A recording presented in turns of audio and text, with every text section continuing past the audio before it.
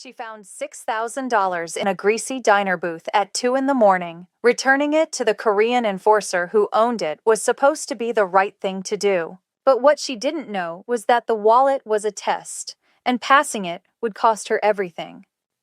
Her freedom, her safety, and eventually, her heart. Because Park Jin-woo doesn't just reward loyalty, he owns it. And now, with his gold ring burning on her finger, and his enemies circling closer, Amara Thompson is about to learn that loving a man who rules the shadows means living in them too. This is her story. And trust me, fam, you're not ready for where this goes. Amara Thompson lived her life in fractions. Half hours between lectures, quarter shifts at the all-night diner, and the slim margins between rent and ruin. All she wanted was to survive nursing school with her dreams still breathing. But destiny had other plans. On a bone-chilling midnight, she discovered a wallet so expensive it felt criminal just touching it. The owner was Park Jin-woo, a man whose very name could silence a crowded room. What Amara couldn't know, as she reached for that sticky diner telephone, was that she hadn't simply found lost property. She had walked straight into a calculated trap. Doing the right thing would cost her everything she knew and give her everything she never imagined. Bound to a man whose world operated in shadows, where loyalty was currency and silence was survival. Amara Thompson was 22 years old and exhausted down to her bones. She split her days between the fluorescent glare of City College's pre-med program and the grease-soaked reality of Ruby's Diner, a 24-hour establishment that smelled permanently of burnt coffee and desperate hope. The diner squatted on the fringe of downtown, its neon sign flickering like a tired heartbeat. Amara's natural hair was twisted into elegant braids that somehow maintained their dignity despite double shifts and steam from the kitchen. Her smile came easily, a genuine warmth that felt revolutionary in a city hardened by indifference. She wanted one thing with crystalline clarity: a medical degree, a stethoscope around her neck, and a life where paying rent didn't require choosing between textbooks and groceries. That vision kept her moving through exhaustion that would have broken most people. The clock read 1:50 a.m. when she began her closing routine. The diner had emptied except for one man who'd occupied booth 12 for the past 40 minutes. Amara had noticed him immediately. Impossible not to. He wore a charcoal suit that probably cost more than her semester tuition. Cut with such precision it looked like armor. His face was all sharp angles and controlled intensity, dark eyes that tracked everything without seeming to move. Black hair swept back from a high forehead, and his stillness was the kind that makes noise feel intrusive. He'd ordered nothing but sparkling water with lemon, touched neither the water nor the lemon, and paid with a crisp $100 bill that looked freshly minted. No small talk, no eye contact with her beyond what politeness demanded. When he left, it was like watching smoke dissipate. There one moment, gone the next, leaving only silence in his wake. Amara approached booth 12 with her cleaning rag, already mentally reviewing the anatomy exam she had in 6 hours. Her feet screamed their usual protest against the cracked tile floor. As she wiped down the worn vinyl seat, her hand brushed against something solid wedged deep in the corner where cushion met wall.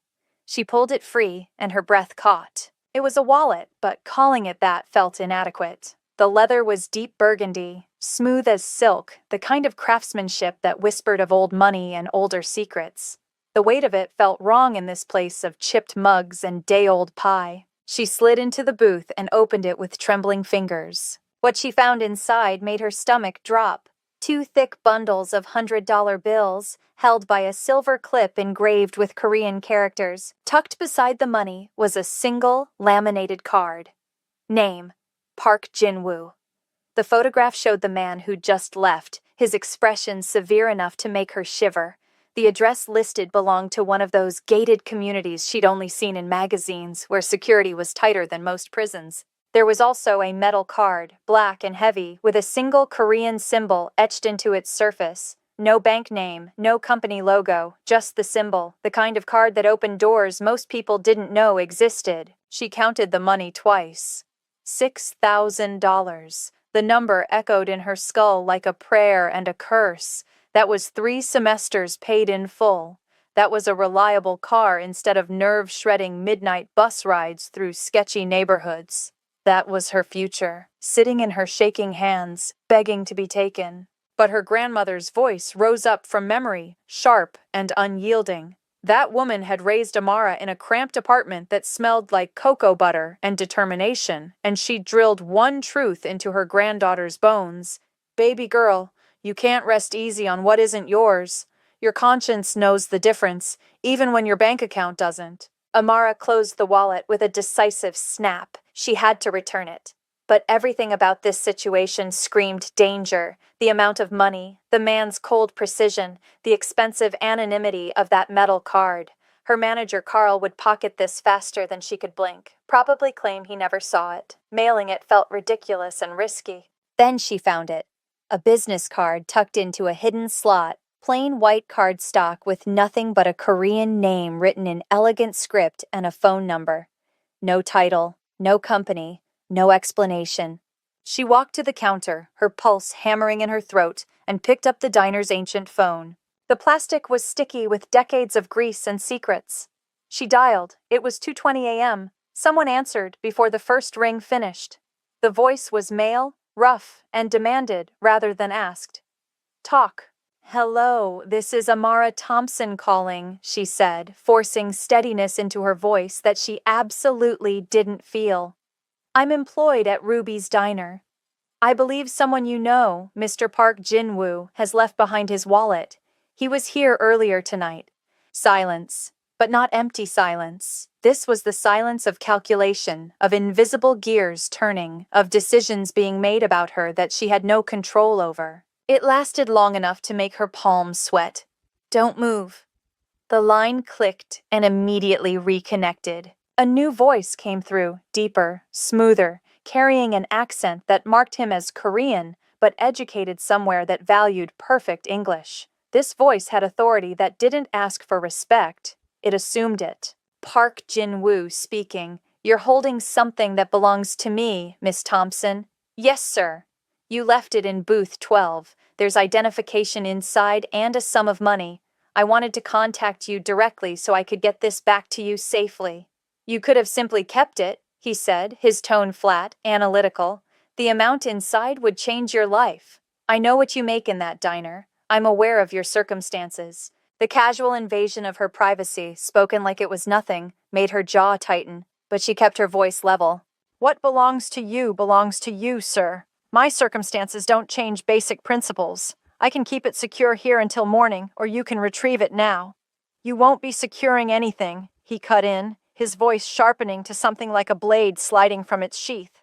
You'll stay exactly where you are standing. That wallet doesn't leave your hands until my driver arrives. Am I being clear? Crystal clear, Amara replied, her heart doing things hearts shouldn't do. A driver is departing now. Arrival in exactly 15 minutes. You hand it to him directly. You don't speak beyond what's absolutely necessary.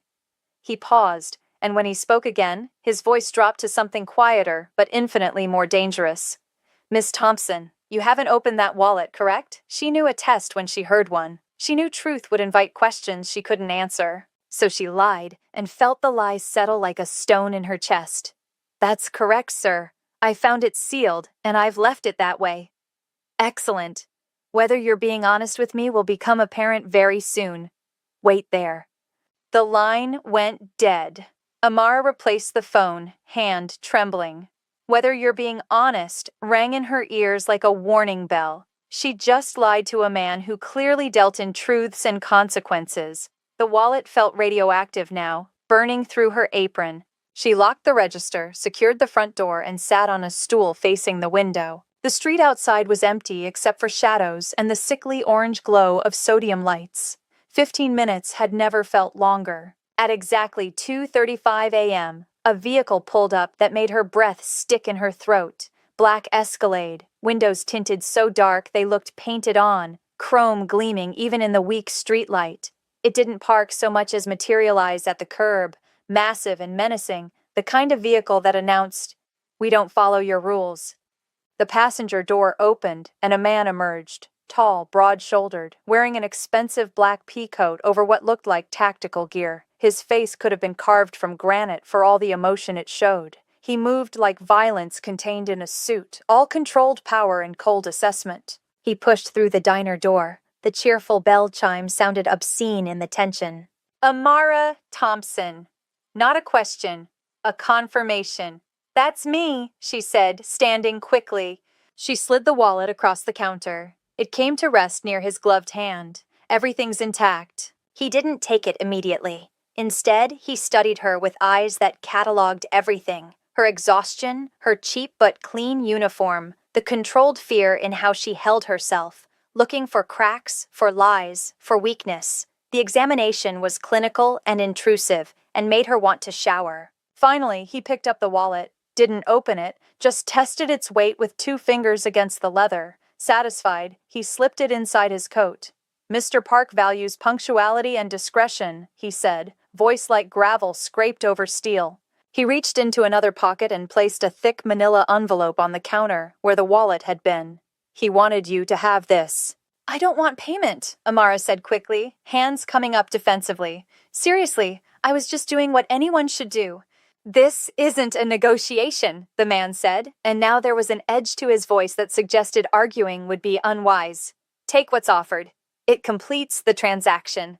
He gave her a nod that somehow managed to be both formal and completely impersonal, then turned and walked out. The Escalade pulled away 30 seconds later, vanishing into the night like it had never existed. Amara stared at the envelope. It had weight, not paperweight, but the heft of cash. She opened it with numb fingers. $5,000 in sequential bills, so fresh they stuck together, more than she'd make in 4 months of brutal shifts. But there was something else. A note, written on expensive cream cardstock in handwriting so elegant it looked like calligraphy. Miss Thompson, an unusual choice in an age that rarely rewards such choices. You've demonstrated a quality I find exceptionally valuable.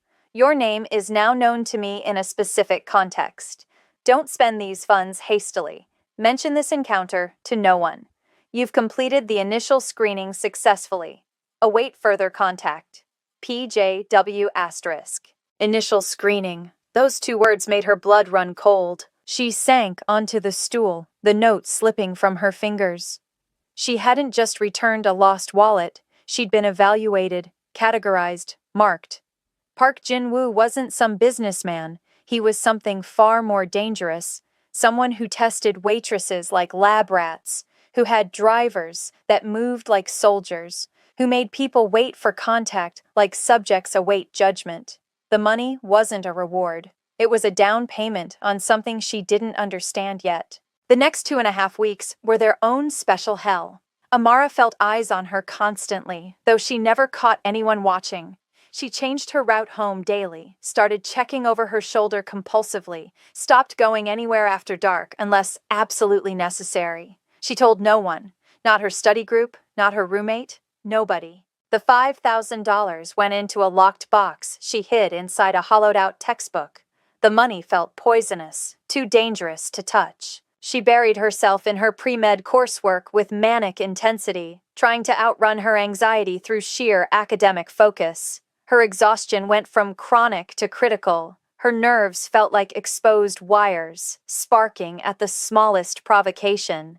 The contact came when she least expected it, proving that Park Jin-woo's reach extended into places she'd thought were safe. Amara was in the university library's late-night study section, buried under a mountain of biochemistry texts and molecular diagrams. It was nearly midnight. The library was cathedral quiet except for the occasional cough or rustle of pages. She was so focused on tracing metabolic pathways that she didn't notice him approach. She felt him first, a change in air pressure, a sudden weight of attention. She looked up and nearly gasped. Park Jin-woo stood 15 feet away beside the reference stacks, under harsh fluorescent lighting that should have made anyone look terrible, but somehow made him look more defined, more real, more dangerous. He wore a long navy coat over dark slacks, looking like he'd stepped out of a film about elegant criminals. His presence in the quiet academic space felt like a tiger in a petting zoo, wrong, jarring, predatory. He wasn't looking around. He was looking directly at her, waiting with the patience of someone who knew she'd eventually notice him. Heart-hammering, Amara grabbed her books, shoving them messily into her backpack. She walked toward him through the maze of empty study carrels, each step feeling like approaching the edge of a cliff. Mr. Park, she whispered when she reached him, voice tight. What are you doing here? How did you even… He gestured toward a secluded alcove, a small study room reserved for graduate research. Verifying my assessment, confirming your compliance. You've told no one about our arrangement.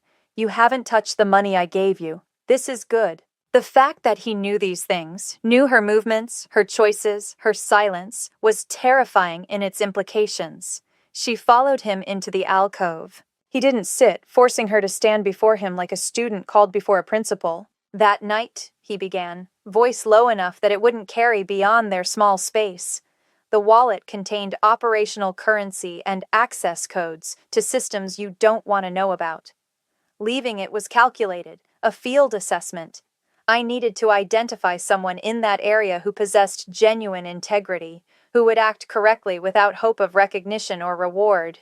You, Amara Thompson, were the only one who passed, not through cleverness, but through simple decency. He reached into his coat, the movement slow and deliberate, and extracted a specialized phone. Not a smartphone, but something older, heavier, built for security rather than convenience. He placed it on the table between them. I require resources in places my normal channels cannot penetrate. I need someone who exists outside the networks I control. Someone with no history in my world. Someone exactly like you. He paused, studying her face. Your ambition is medicine. You want to be a doctor. I'll finance everything. Full tuition, living expenses, books, residency placement. You'll graduate with your MD completely debt-free. No loans, no financial anxiety, ever. Amara stared at the phone like it was a coiled snake. Her future, her dream, her freedom, all sitting there in one small device, offered by a man who felt like walking danger. And what would you require from me in exchange, Mr. Park? Her voice came out steadier than she felt. Something flickered in his eyes. Approval, maybe, or respect. She hadn't collapsed or thanked him or begged. She'd asked the cost. Simple terms, absolute loyalty and complete silence. You'll be my medical resource. I have associates, powerful individuals who cannot risk public hospitals or official records, who occasionally require discreet medical attention. You'll go where I send you. You'll treat injuries, stabilize patients, and speak to no one about what you witness, who you help, or where you've been. Your professionalism must be beyond question. Your curiosity must be non-existent. He leaned closer, his height suddenly oppressive. His cologne, something expensive and woody, filling her senses. If you decline, you remain a struggling student, safe but struggling. If you accept, he tapped the phone once, you walk into your future fully funded, but you belong to me. And if you ever break silence about what you see, or attempt to leverage this knowledge for personal gain, I will personally ensure your future ends, permanently. Decide now. It was a devil's bargain dressed in medical school tuition. She looked at the phone, seeing both salvation and damnation in its simple form. She thought about the grinding poverty, the soul-crushing debt, the decade of financial servitude that awaited her. She looked into his unflinching eyes and saw someone who didn't make offers, twice. Her grandmother's voice whispered in her memory, but it was drowned out by something louder. Survival instinct, ambition, the desperate exhaustion of someone who'd been swimming against the current her entire life. She reached out and picked up the phone. It was cold and heavy, like picking up a chain. I accept your terms, Mr. Park. The ghost of a smile touched his mouth, cold and satisfied. The account is already established. Begin your enrollment process immediately. Resign from the diner. And Amara, the way he said her name felt intimate and threatening simultaneously. You may call me Jinwoo now. We're partners in this arrangement. The casual intimacy of his given name on his lips sent ice through her veins. He wasn't just an employer or a patron, he was something else entirely. Benefactor, captor, the man who now owned a piece of her future. He turned and left as silently as he'd arrived, leaving her alone with a phone that hadn't rung yet and a future that suddenly felt very different than she'd imagined. Amara didn't hesitate. She gave her notice at Ruby's diner the next morning. Carl, her manager, looked at her with open suspicion, unable to comprehend how a broke student could suddenly afford to quit. She fed him a story about a private scholarship, deflecting his probing questions with polite finality. Walking out of that diner for the last time felt like shedding a skin, liberation and terror in equal measure. She accessed the account Jinwoo had created. The balance made her dizzy. She paid tuition in full for the next year, bought a complete set of medical textbooks that didn't have highlighter marks from previous owners, and moved into a small apartment closer to campus. Nothing fancy, but clean, safe, and hers alone. Her life had been fundamentally altered in the space of a phone call and a decision made in a library alcove.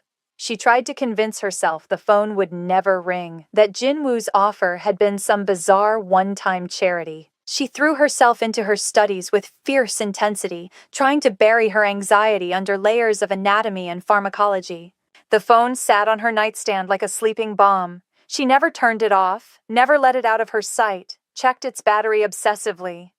5 months passed. Long, intense months where the fear gradually faded to a low background hum, always present but manageable. Maybe, she let herself hope, he'd forgotten about the struggling student he'd bought. Then, on a freezing night while she was preparing for final exams, the phone rang, 3:50 a.m. The ringtone was harsh and distinctive, a sound designed to wake the dead, designed to be impossible to ignore. Amara's eyes snapped open, heart instantly racing. She grabbed the phone. Unknown number, but she knew. Hello? Amara, vehicle arrives in 7 minutes. Put on your scrubs. Don't speak to the driver beyond what's necessary. Bring nothing else. The patient is critical. Don't disappoint me. Jinwoo's voice was different, tight, stressed, urgent. This wasn't the smooth controller. This was someone in crisis. Where am I going? She asked, already pulling on the navy scrubs she'd kept cleaned and pressed, moving on pure adrenaline. Outside the city. Secure location. The driver has the address. Focus. Someone's survival depends entirely on your skill and your discretion. The line went dead. 7 minutes later, the black Escalade was idling at her curb, massive and ominous in her quiet residential neighborhood. Different driver this time, equally silent, equally intimidating. She climbed in, clutching the phone in her pocket, fear and professional focus warring in her chest. The drive took them far beyond city limits, winding through dark country roads, until they reached an enormous estate hidden behind high walls and sophisticated security. The Escalade descended into an underground garage, and she was led through corridors of polished marble and quiet luxury until they reached a wing that looked like a private hospital had been grafted onto a mansion. A fully equipped, sterile operating theater hidden inside opulent wealth. Jinwoo was there, wearing black tactical pants and a high-necked shirt, his usual composed exterior cracked by visible stress. He stood beside a gurney. On it lay an elderly Korean man in expensive clothes, unconscious, breathing shallow, a spreading dark stain across his chest. Stabbing, Jinwoo said without preamble, his voice rough. Blade wound, deep penetration near the sternum. Missed the heart but not by much. Too much blood loss. I cannot risk a hospital. He's my mentor, my most trusted advisor. The man who shaped everything I am. The emphasis made the stakes crushingly clear. Amara's fear evaporated, replaced by something deeper. Training, instinct, the fundamental drive to preserve life. She wasn't a scared student anymore. She was a medical professional facing a crisis. She approached the gurney, her mind already running through trauma protocols. Pulse check, she said, fingers finding the weak, thready rhythm at his neck. Pupils are reactive, but sluggish. I need sterile water, suture kit, chest tube just in case, IV fluids immediately. Where's your overhead light? I need direct illumination on the wound. Jinwoo, visibly relieved by her instant professional shift, pointed to a surgical lamp. All equipment is ready. A trauma kit is on the cart. Tell me what you need. I'll assist. Amara didn't waste time. Sterile gloves on, she began her assessment, carefully cutting away blood-soaked fabric. The wound was severe, deep, irregular, dangerously close to vital structures. She knew what had to be done: explore the wound, clean the tissue, check for arterial damage, close it in careful layers. She worked for over 2 hours. Jinwoo stood beside her the entire time, this powerful, dangerous man reduced to her assistant, following her clipped instructions without question. The air was thick with blood, antiseptic, and concentrated tension. Amara focused only on the task, her movements precise and confident, everything she'd studied crystallizing into action. When she finished the final suture, secured the dressing, and checked the IV drip, she looked up at Jinwoo. He's stable. Bleeding's controlled.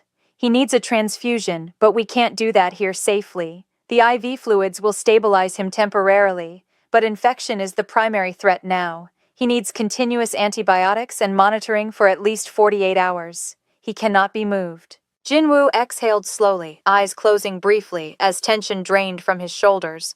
He looked at the man on the gurney with an expression that was almost tender, then turned to Amara. What she saw in his face was new, raw gratitude, respect, something that transcended their business arrangement. "You're remarkable," he said quietly. "You didn't hesitate. You were focused, competent, exceptional. You saved his life." He stepped closer, his presence suddenly overwhelming in a different way. His hand, still gloved, gripped her forearm, firm but not threatening. "I underestimated the extent of your capabilities. Thank you." The touch felt significant, intimate, a bridge across the space between them. "The driver will take you to a guest room upstairs," Jinwoo continued. "You're not returning to your apartment yet. You'll check on him every 4 hours. I'll handle your academic obligations. You don't leave this property until I say otherwise." He released her arm but maintained that intense eye contact. "Amara," he said, his voice dropping to that dangerously smooth register that made her pulse quicken. "You've done far more than honor our arrangement. You've created a debt that goes beyond contracts. I always settle my debts." Amara could only manage a nod, the full weight of his words sinking into her bones. The quiet that filled the sterile medical room after his declaration was heavy with unspoken implications. A debt owed by Park Jin-woo was far more binding and infinitely more dangerous than any written agreement could ever be. He turned his head slightly, addressing the massive, silent man who'd entered moments before. "Chang, escort Miss Thompson to the East Wing suite. Make certain she has everything she requires. She rests until 7 in the morning, then returns for the initial post-op assessment. Fresh scrubs should be ready." The East Wing suite was less a bedroom and more a sprawling, immaculately designed apartment within the secure compound. The luxury was breathtaking. Silk curtains, marble surfaces, furniture that probably cost more than her previous year's rent. But the fortified walls of the manicured grounds felt utterly impenetrable, like living inside a velvet-lined vault. After the intensity of the emergency surgery, exhaustion crashed over Amara like a physical force. She stood under the rainfall shower until the hot water washed away the stress and blood, then collapsed onto the enormous bed with its impossibly soft linens.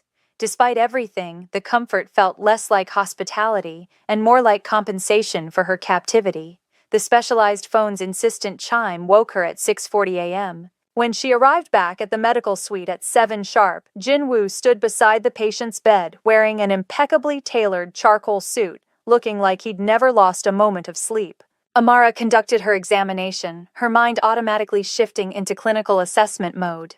"Temperature's down 2 degrees. Pulse is significantly stronger," she reported quietly, reviewing the monitor readings. "We've cleared the immediate crisis. He's stable, Jinwoo, but we're not out of danger yet. Sepsis remains a serious concern for the next 72 hours. "Understood," he replied, his gaze never leaving the elderly man's face. "You'll continue the monitoring protocol. Now, regarding my debt." Amara stripped off her exam gloves. "Jinwoo, you've already financed my entire education. I provided the medical service we agreed upon. There's no debt between us." "You didn't provide a service, Amara," he corrected, his tone brooking no argument. "You preserved a life that's irreplaceable to me. This debt isn't financial, it's fundament."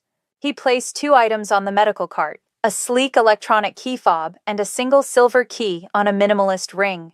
"The driver will transport you to your previous apartment this afternoon, but you won't be staying there. I've ended your lease and had your possessions carefully relocated." Amara stared at the items, her initial shock quickly transforming into genuine anger. "Relocated where? You can't just uproot my entire life. You can't make these kinds of decisions without even consulting me." "I can," he stated, his expression unchanging. And I have. This isn't up for discussion. Your involvement in saving my mentor's life puts an enormous target on your back. Your existence is no longer solely your own concern. It's now connected to my operations. He placed one hand on the counter, leaning slightly forward. You've been moved to a new high-security condominium 3 blocks from campus. That fob and key belong to you. This isn't incarceration, it's preservation. Your education won't be interrupted, but your movements will require oversight. This is the cost of my security, Amara, and the price of your continued survival. His control was absolute and terrifying. He'd solved her housing vulnerability with ruthless efficiency, completely circumventing her autonomy. She was trapped, but in a way that paradoxically guaranteed her success. I'll need my research materials and class notes, she conceded, her voice tight with suppressed frustration. Already arranged in your new study room, he replied, something like satisfaction flickering in his eyes. The driver is prepared. You'll return here tomorrow at 1 p.m. Over the following week, Amara adjusted to her new gilded existence. She attended lectures and labs, but her life had split into 2 distinct realities: dedicated medical student during daylight hours, and after dark, Jinwoo's protected secret, returning to the estate for her monitoring shifts with the recovering mentor. During these shifts, Jinwoo was consistently present in the adjacent study, forcing them into sustained proximity.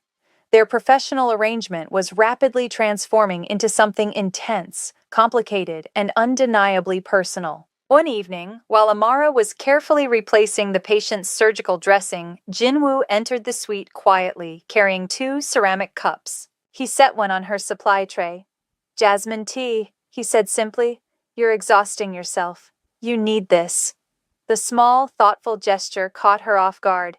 He was watching her, taking care of her in his own domineering way. "Why me, Jinwoo?" she asked, meeting his eyes over the rim of the cup.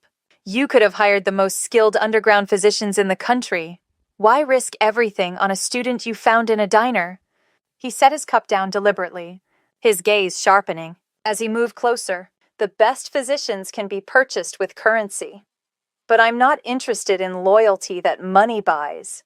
You were frightened, yet you honored your commitment when everything was at stake. Integrity under extreme pressure. That's what I invested in." He took another measured step toward her. "And when you face crisis, you don't panic. You become absolutely focused. That complete concentration, that fearlessness, that competence, it's a form of power, Amara, and power, when exercised flawlessly, is always captivating." The compliment, tied directly to her capabilities and character rather than anything superficial, sent heat through her chest. "I'm still just a student," she said, trying to maintain some professional distance. "You are," Jinwoo agreed. He reached out, his thumb tracing along her jawline with a touch that was feather-light yet deeply possessive. "You preserved my mentor's life. You represent a debt I'm eager to repay. Completely." His eyes dropped to her mouth, and the air between them became charged with electricity and inevitability, the understanding that the nature of his repayment was about to fundamentally shift. He eliminated the remaining space between them, his mouth capturing hers with sudden, decisive intensity. The kiss was claiming and consuming, demanding reciprocation, leaving no space for hesitation. It was a power exchange, a confirmation of ownership. But beneath the control burned undeniable heat that ignited something in Amara she couldn't suppress. When he finally drew back, his eyes were dark with intensity. "Consider that the first payment," he murmured, his voice rough. The attraction between them was a constant electric current beneath every interaction. Then 3 weeks later, the specialized phone erupted with its harsh, distinctive ring. Jinwoo's voice was strained and urgent. "I need you, Amara. Immediate crisis. One of my associates made a critical error. It's an active situation, warehouse sector, highly volatile." He paused, and she could hear movement and voices in the background. But Amara had transformed. She'd already accepted his claim. Her power didn't lie in running from his darkness. It lay in standing within it, making herself irreplaceable. "No," she said firmly. "I'm coming.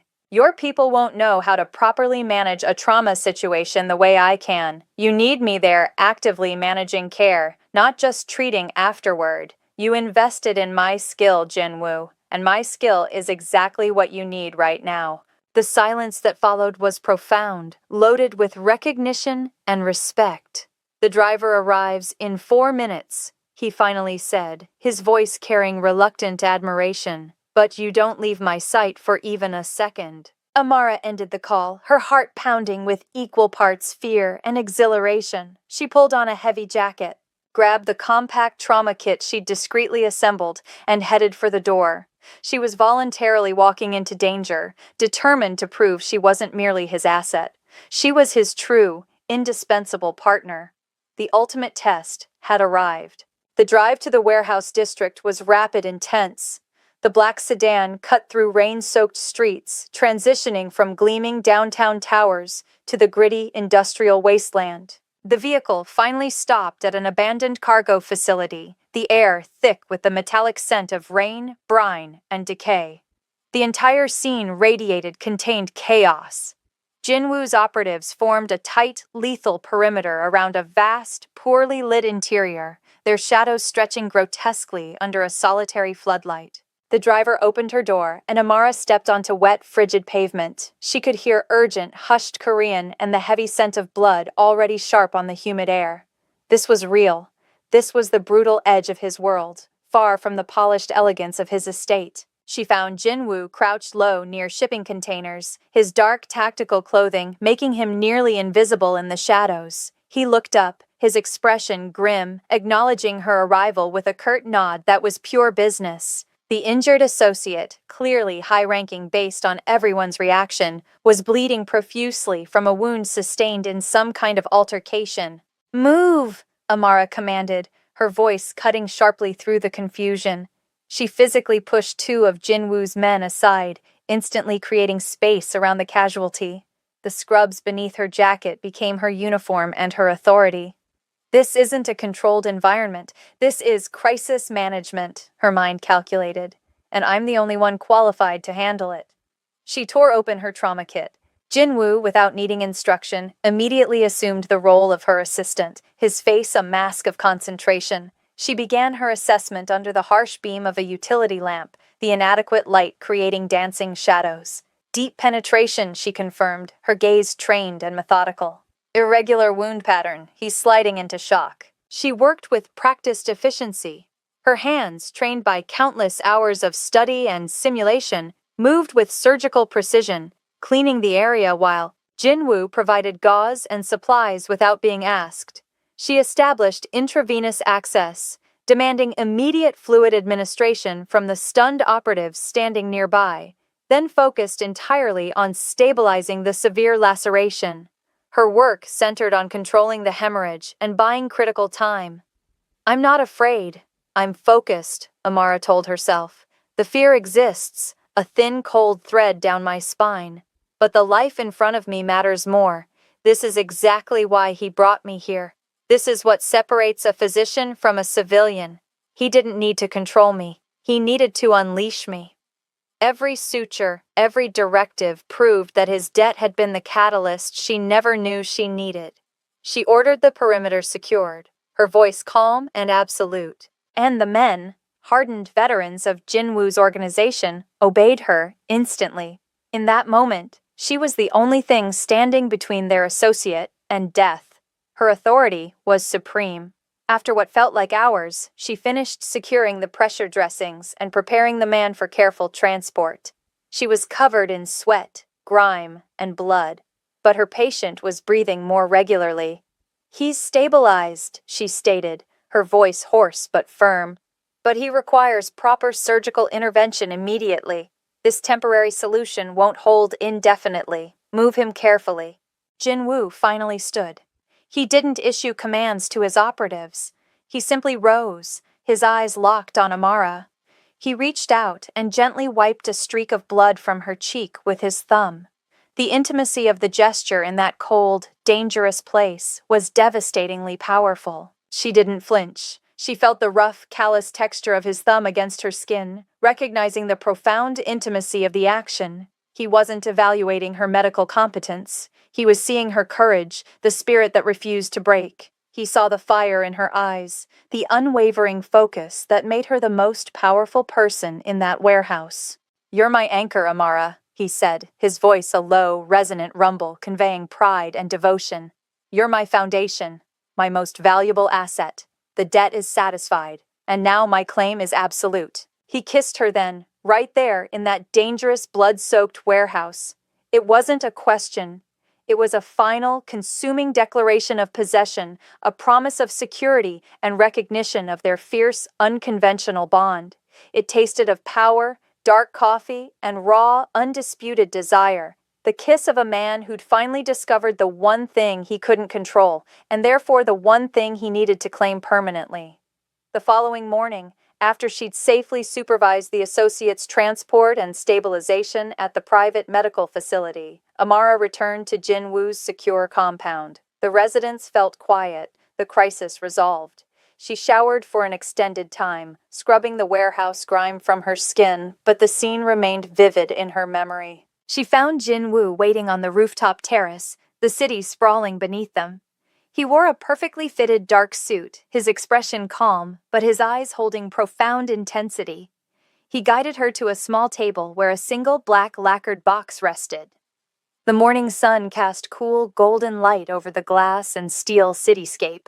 "You've exceeded every expectation of our arrangement, Amara," he said quietly. "Now I fulfill my obligation." "This isn't a reward. Rewards can be declined. This is a covenant, an investment. Open it." Amara sat, her fingers trembling slightly, her gaze fixed on his face. She lifted the lid. Inside lay a substantial gold band, simply crafted but unmistakably valuable. Engraved on the interior were Korean characters she couldn't read, but their weight was evident. "My future is being defined right now," Amara realized, stark and terrifyingly perfect. The ring was the anchor to his power, the final binding element. "I understand what you value," he continued, leaning forward, his eyes holding hers. "It isn't wealth. It's purpose and independence.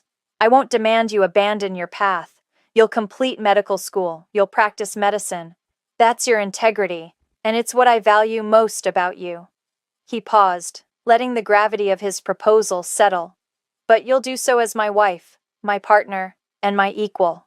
This is the only way I can ensure your complete protection and keep you beside me. This ring represents alliance, the binding of our two worlds." "Jinwoo," she finally spoke, her voice thick with emotion. "This isn't a proposal. This is a directive." "It's a reality," he corrected, his voice firm but not harsh. "I direct security. I direct loyalty, but I can't direct your intellect or your passion. You're my equal in the darkness, and you deserve recognition, not just a contract. You'll oversee all internal medical operations. Your decisions will be final regarding the health of my organization. You'll be my light in the shadows, the truth I trust above all others." She picked up the ring, her fingers tracing the severe, powerful engraving. She'd begun as a struggling waitress, tested for integrity, and had become the indispensable partner of an enforcer. The love she felt for him was tangled with his terrifying power, his fierce protection, and the profound respect he showed her capabilities. She slid the ring onto her finger. The fit was perfect, heavy and cold, a permanent weight of commitment. "The alliance is accepted, Jinwoo," she affirmed, her voice steady and clear, "under two conditions that must be fully honored." He raised an eyebrow, a slight smile touching his lips. "State them, my partner." "First, I select my patients based on medical necessity, not their position in your organization. If someone requires help and I can provide it, I will. No questions, no political interference." "Agreed," he conceded immediately, a mark of genuine respect. "Second, I dictate all terms of medical recovery and rehabilitation. No associate disregards my medical directives or leaves my care prematurely, regardless of their status." He laughed then, a rare, deep sound that held pure satisfaction. "I would expect nothing less, Dr. Thompson. Your authority is absolute in your domain. My debt is satisfied. My life is yours." He reached across the table, his hand enveloping hers, the new gold ring cold against her skin. The African waitress had found her true, powerful calling, and the Korean enforcer had found his anchor. binding their lives together in an unconventional, secure, and fiercely devoted alliance in the shadows. If you want to see what dangerous challenges await Amara and Jinwoo's alliance, make sure you hit that subscribe button and turn on notifications. Comment below with your thoughts. Did Amara make the right choice? Between Seoul's shadows and Africa's strength, their story continues. Part 2 drops tomorrow and new episodes drop every single day, so don't miss what happens next.